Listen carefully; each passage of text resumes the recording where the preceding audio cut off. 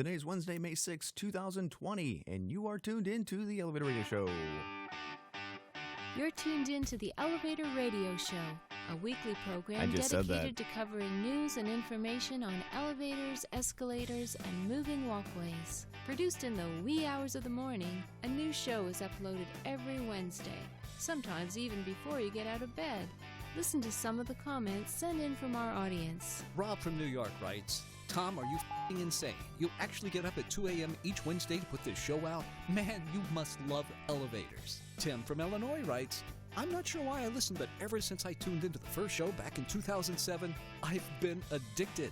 Matt in Texas writes, I like your safety messages, Tom. It's important to remember them each and every day. And he also adds, when am I going to win the monthly prize pack giveaway? Ron from California sent this in. Despite your inability to pronounce words in the English language, I tune in each week and am glad that you offer this service to the industry. It's better than Google News alerts. Sarah from Washington writes, love the show, Tom, and look forward to it each week. I'm glad I signed up for the newsletter. You provide a valuable resource for the industry, not only for North America, but worldwide. Enjoy the show. And now, here's your sleep-deprived host, Tom Seibert. Good morning, everybody. It is good to be talking with all of you, or to you, I guess, is not really the appropriate way of saying it. But talking to somebody that's not correct whatsoever. But it is good to be here this Wednesday morning where it is early yet again. And as I struggled through some of the show notes, I was like, man, I swear to you, every day I get up and I'm like, man, is this a dream or what? And it's just, it's just wearing people down. I mean, it really is wearing people down as we seem to just focus entirely on this virus and the invisible enemy that, I just, based on what I see every day, I just don't know if it's ever going to change, if it's ever going to be updated. And I lose hope, and I lose just the idea that things could be different or could be my normal. And it's a little disheartening. It just makes me want to crawl under a rock and just call it a day, right? Or go to a place that, is untouched by some of the madness and craziness that we're all in. But unfortunately, this epidemic, this pandemic, this whatever you want to call it, is far-reaching, to say the least. So as always, it's good to be here. I'm glad I'm not sick. I'm glad, and I hope that all of you out there and your families are keeping healthy and keeping safe and practicing good hygiene, as you always should, and should not take some pandemic called coronavirus 19, COVID-19, I should say, to make us all do that, right? But it is. That seems to be where we're at. Last night I was reminded by something my youngest son said, who basically has lost his graduation as a senior in high school. He'll graduate, but it won't be what he was expecting. There's no prom, there's no school, pretty much, just online learning.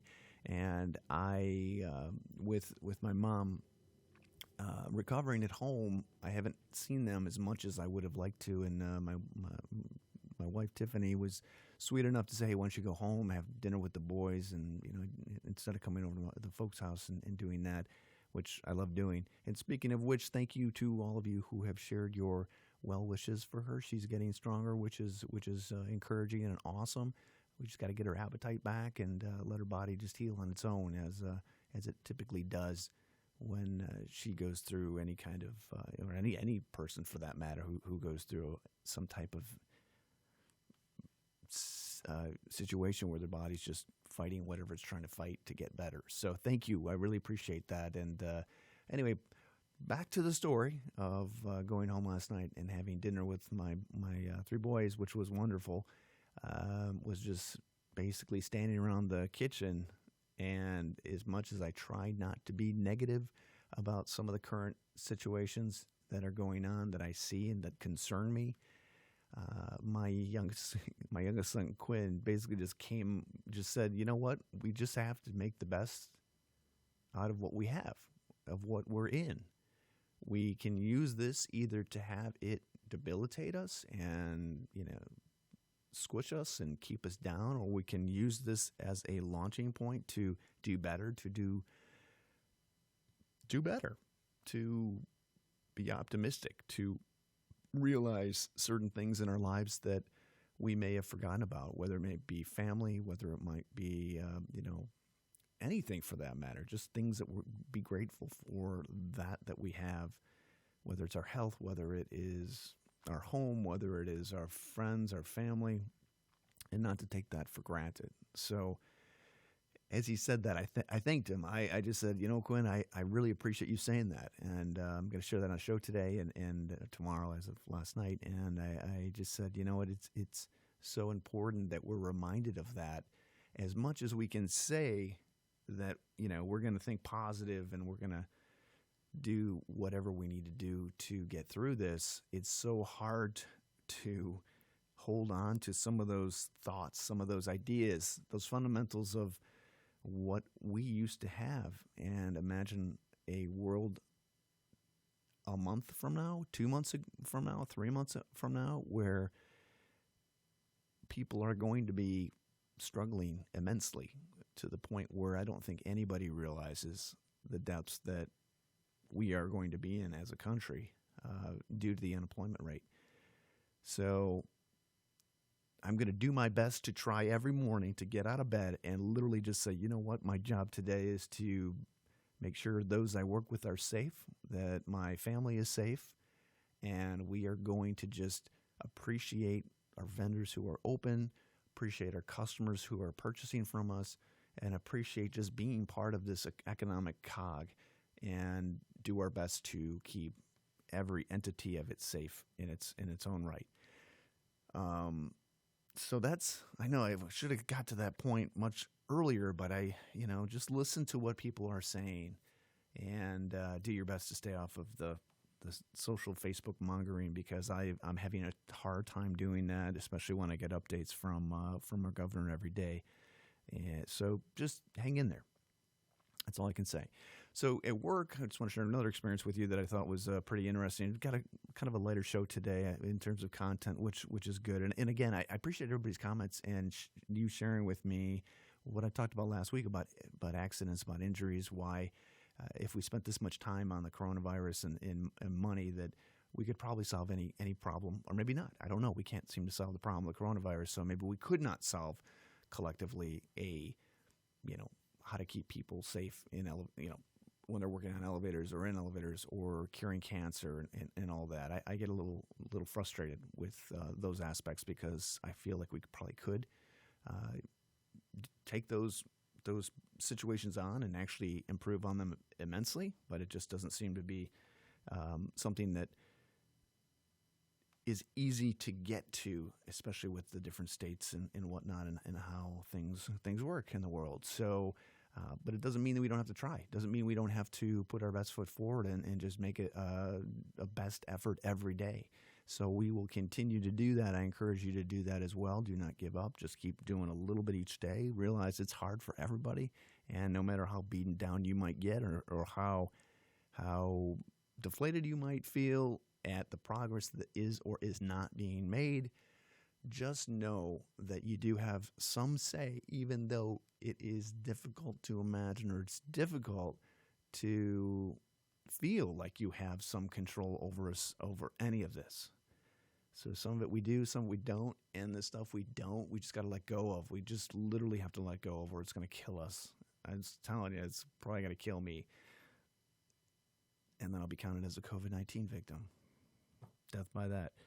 So that is my sharing of what I want to share, and just hang in there, okay? Every morning, this will be it's going to be my psychological couch.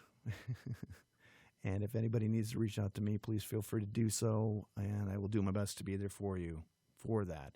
So on the business front, as I was mentioning a little while ago, we had our first contractor come in, our maintenance, not a maintenance contractor, I shouldn't say, because we do have a maintenance team that comes in 3 days a week and deep cleans, and plus we do that here ourselves and all that to keep people safe. But it was the fire extinguisher company that certifies, make sure they're all up to snuff and whatnot. And they'd called when this whole thing started up, and I just put them off. I'm like, listen, let's just take a few weeks and figure out where things are going to fall. So the technician that came in yesterday to recertify, the 20 fire extinguishers we have and have the tags up to date and whatnot, was terrified. The dude was freaking terrified to be in our facility. And it was probably the quickest fire extinguisher recertification I've ever seen in my life. And I felt kind of bad for the guy. I tried to make him feel as comfortable as possible. He's trying to talk to me through his mask, and I'm like, literally, you could not freaking hear him. So, but just terrified. He just couldn't get out of there quicker, but he was happy to be working. So, yeah, so elevator mechanics, you guys are probably going through the same thing to some extent. You know, we don't know what's out there. You don't know what you touch. Just keep good hygiene. Just do that. Make sure you're not bringing that crap home to your families, whatever it is, whether it's a flu, whether it's Ebola that's in an elevator pit. You know, elevator mechanics have seen some pretty bad things, really bad things in elevator pits. I see photos all the time. So just keep doing what you're doing, be safe, and, you know, and we'll just take it one day at a time and see how everything kind of pans out, okay? So, okay, that's all I had. Oh, excuse me. Coughing into my shoulder, as you can see.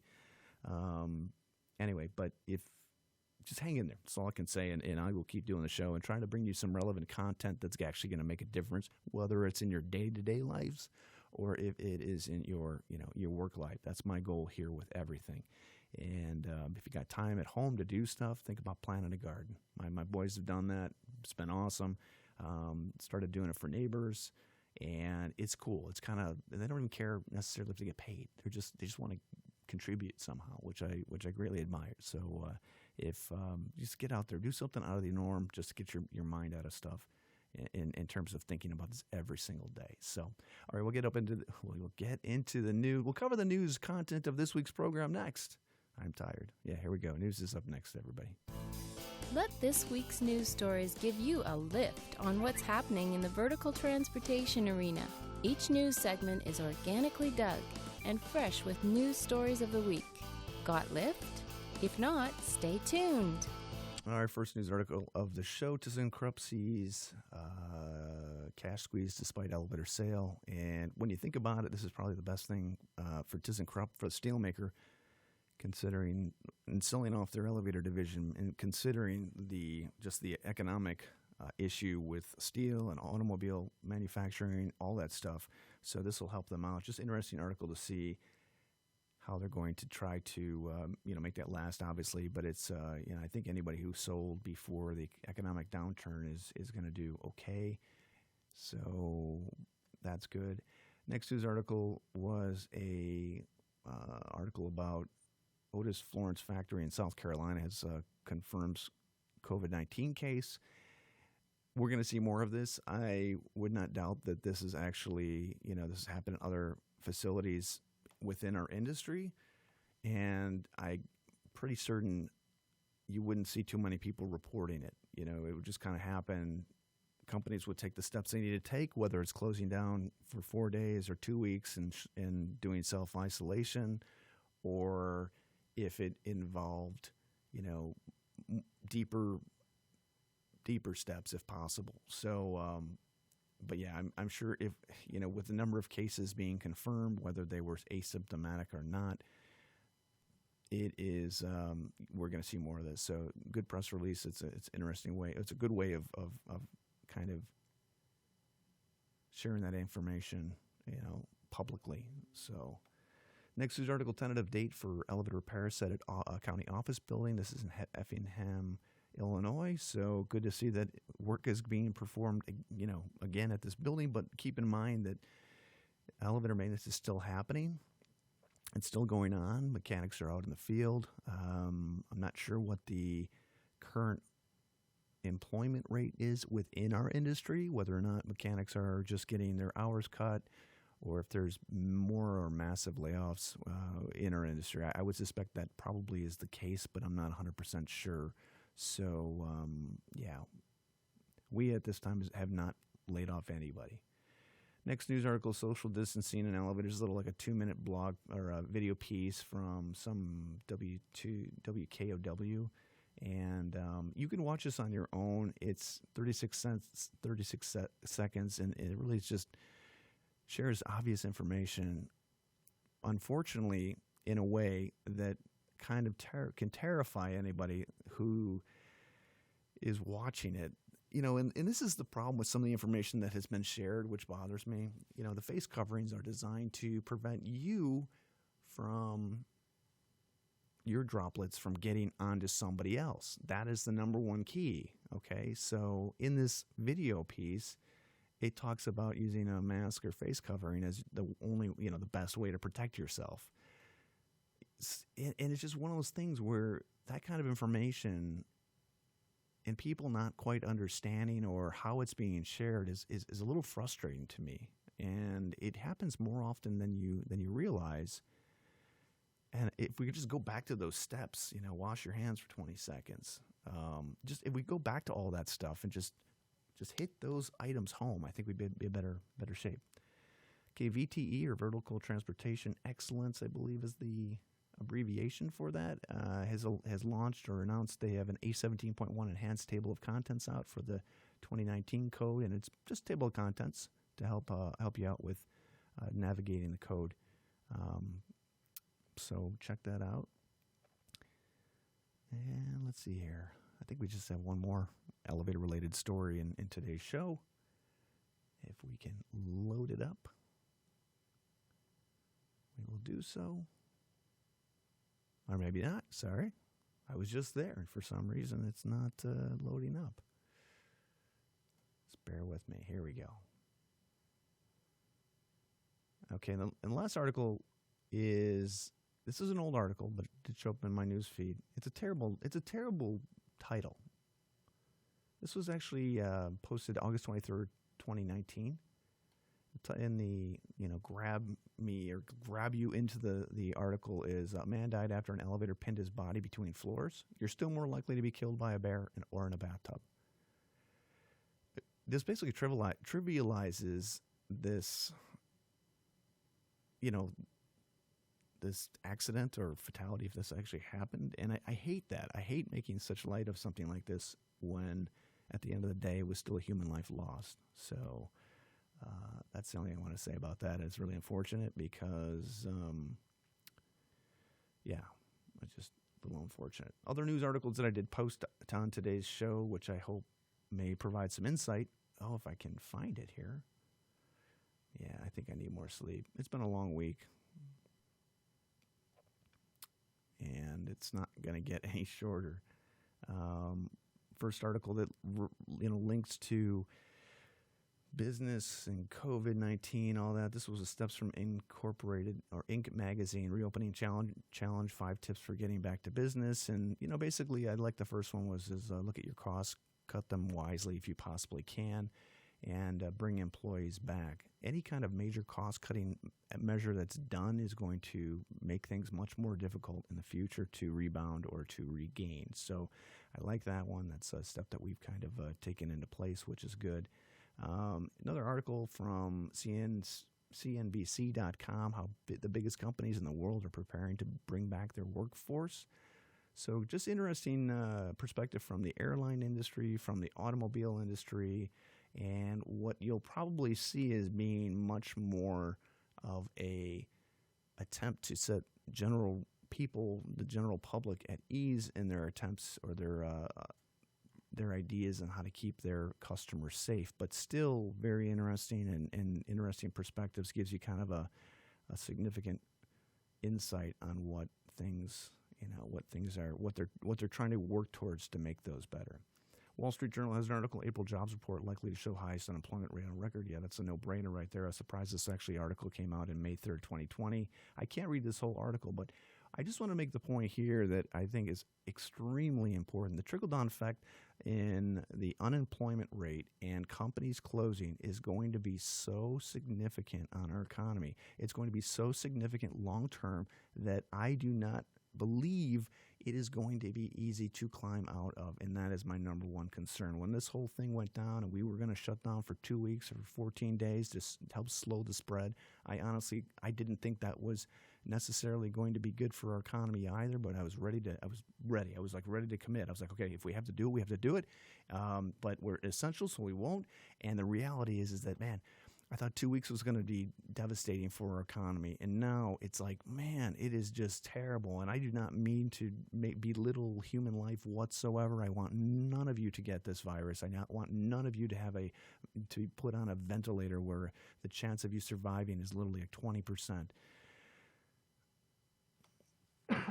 I don't want any of that. I think we can be safe. I think we can take steps and measurements to keep ourselves safe. If it requires a mask, so be it, going into a store. But the day I go into a store trying to buy something and somebody tells me I can't touch anything because, unless I really want to buy it, is a store I never want to visit. The day that I have a waiter in a hazmat suit serving me food is a restaurant I do not want to go visit. And the long-term, we're talking about people losing everything from this, from some of these decisions. And I am just trying to figure out at what point that information is going to be released. Like we're looking at models, we're looking at numbers in terms of how many people could die of COVID-19 if we don't self-isolate, if we don't do this, don't do that. These are models, these are scientists. And again, I'm not taking anything away from the highly transmittableness of this disease and not of this, illness, but at the end of the day, the long-term effects on people are going to be so much greater. And I don't know if it's going to be when unemployment runs out in 9 months for those that are getting it, because not everybody's getting it, or if it's going to be sooner than that, or when that's going to happen. But as soon as the economy does get turned on, it's not even going to be where it was at. I mean, so we'll see what happens. And I'm really concerned about the long-term effects and how people are going to be, trying to pay their bills. I do not think that's going to be easy. So we'll see what happens Friday when the new unemployment report comes out, but it's already 30 million, and it's definitely going to go up. Now, I hate to do something like this, but Business Trader or BusinessInsider.com, if you want to get any of your medical advice, why not get it from this? This one, it's not even actually medical advice, I should say. This one is how the coronavirus death toll compares to other pandemics, including SARS, HIV, and the Black Death.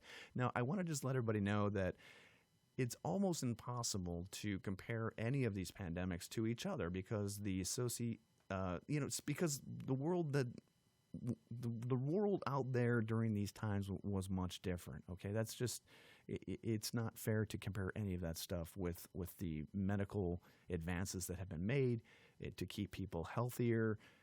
So keep in mind the numbers that are here are they're just relative to a number, not really keeping in mind any other information. But what I thought was interesting was the swine flu in 2009, 2010. Death toll from that H1N1 was 151,000 over that to 575,000. So I don't know how that number gets that big or what happens with that, but there's links in the note. But just give you an idea, there's bad stuff out there. There always has been. There's going to be bad stuff in the future that's going to try to cripple our bodies. It is just going to happen. Or take our lives. I mean, that's just the bottom line. It's the world is not an easy place to live in. That's why there are many, so yeah, it's just not an easy place to live in. Okay, and again, I'm just comparing numbers. If you want to take a look, again, don't take it for anything other than just a number without getting into actually the details of what life was like during the Spanish flu. It was, the meeting, I think the age of how long you live for was much lower, obviously. Just keep that in mind, okay? State struggle with unemployment claims. I know here in Illinois there are quite a few people that are either getting rejected, and I'm sorry to use the term. I'm sorry to use the term, a lot, but the reality is that their system is definitely broken. A lot of their are not working very well or outdated, and it would be nice if people that were unemployed were actually getting money to pay their bills, because that's not happening in most cases. So watch this video. It's a pretty good video, and I encourage you to check that out. It's a pretty the one before it as well in the Wall Street Journal about the unemployment numbers is pretty interesting in terms of how you see and how you compare what the unemployment numbers are looking like and what they mean. So it's a 3-minute video. Encourage you to tune into it, and I think you'll get something out of it. Actually, maybe I'll go back to it and play it right now. I'm just checking my time. There we go. Let me see if I can play this without it being a ad. Okay, let me skip this ad real quick, and I'll play it video. But this is from thewallstreetjournal.com. There we go. Almost 6 seconds. 5, 4, 3, 2, 1. All right. The Bureau of Labor Statistics issued its first jobs report since the coronavirus pandemic overwhelmed the U.S. The new data say that U.S. employers shed 701,000 jobs in March. Change in non-farm payrolls went negative for the first time in 113 months. The unemployment rate also rose to 4.4% from a 50-year low of 3.5%. But it's still unlikely that these losses show the full impact of the crisis. For the most recent jobs report, it's capturing the labor market before this is not going before the worst of the coronavirus pandemic took hold in the United States and before many states acted to restrict movement and close non-essential businesses. Late in March, a different metric, initial jobless claims, shot to record highs. Then, the next week, 6.6 million people filed claims. Economists say that these numbers foreshadow a coming surge in unemployment. Here's how to read the March jobs report in light of the shutdowns. Like nearly all such jobs reports, the March one was based on surveys that look at the week that includes the 12th of the month. In March 2020, that was the 8th through the 14th. This month's survey was taken before many cities and states shut down businesses to fight the spread of the coronavirus. New York State announced on March 20th that non-essential businesses would close that weekend. More states and cities issued orders throughout the week. And on March 30th, governors from Maryland, Washington, D.C., and Virginia issued stay-at-home orders too. By April 1st, the majority of states had issued some version of a stay-at-home order. If the broad shutdowns that we're seeing now continue, we're going to see a staggering effect on the labor market. Economists that I've spoken to have said that was in March. Expect as many as 20 million jobs. Oh, they're way low on that number. Could be lost. Way low. Put that into perspective. We're already at 30. Less than 9 million jobs were lost during the Great Recession. Look deeper into the report, and you'll find more clues about the virus's impact. 1.8 million people reported being on temporary layoff, and average hours worked per week were 34.2, which was down from 34.4 in February. Wages, meanwhile, ticked up. And the reason for that is job loss is expected to be concentrated among lower wage workers, people that work at restaurants, people that work at hotels. Temporary hires is usually the first area to slow down or fall when the economy is at a point of stress. The report is also subject to unusual statistical distortions. We're not so sure about Okay, I can't play this anymore. I'm survey just killing me. Underlie this because many businesses were closed. Yeah, I'm sorry about that. No one was in the office, and if no one's there to give the response, it's possible that numbers were depressed and we're not getting an accurate picture. And some of the people who lost their jobs may be counted as out of the labor force, rather than unemployed, because they're not actively seeking work at a time when the virus has shut businesses. The April jobs report will be released May 8th, and that's going to give us even greater insight into the effect from the coronavirus pandemic. It will likely capture that hundreds of thousands, if not millions of Americans have been laid off, and that the unemployment rate could be skyrocketing, some economists say well into the double digits. What? Double digits? That's what we're here now? So anyway, that was I don't know why that was posted May 3rd, to be honest with you, because some of that information was from April. So, but yeah, it's I think the long-term ramifications of the shutdown are going to be, that will be the next thing we start looking at in terms of how hard it's going to hurt people in our country.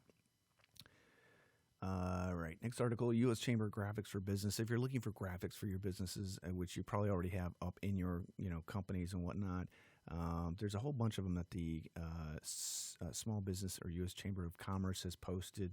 So encourage you to check those out. If you need anything for your facility, they also have some of them that you can actually identify or customize or use as a template. So feel free to do that if you haven't already done so to keep your people safe. And they're doing their best to try to, they're also got loan information if those of you out there are trying to apply for loans. I found that the process was, I just wanted the Paycheck Protection Program, was looking at that, and still have my application in for it, which I guarantee I'm probably not going to get. So if you're interested in seeing what's going on, in the different states across the country, here's the COVID-19 policy tracker.